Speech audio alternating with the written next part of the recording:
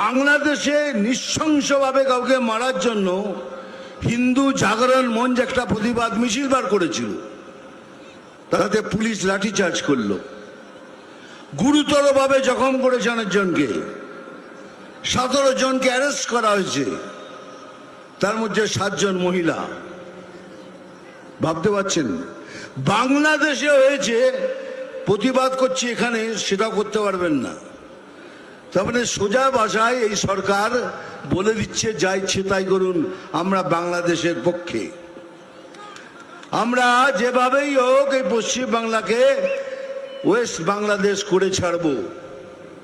তাহলে আপনারাও শুনে রাখুন, এই শরীরে যতদিন 1 ফোঁটা রক্ত থাকবে कोई माई का लाल ये नहीं कर सकता।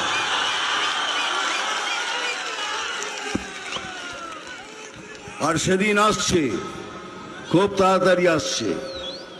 আপনাদেরও বলে রাখি, যে যেভাবে আপনাদের সাথে ব্যবহার করবে ঠিক সেইভাবে তাদের ব্যবহারের উত্তর দেবেন, তা না হলে এরা সোজা হওয়ার লোক নয়।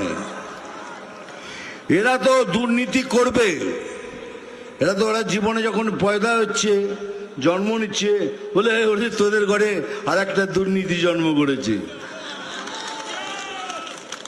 এখন এই জায়গায় দাঁড়িয়ে রয়েছে। কিন্তু একটু ভাবুন, এটা তো আমাদের বাংলা, এটা তো আমাদের পশ্চিম বাংলা, বাঙালির বাংলা, হিন্দুদের বাংলা। যদি এরকম কিছু হয় তাহলে আমরা কোথায় যাব?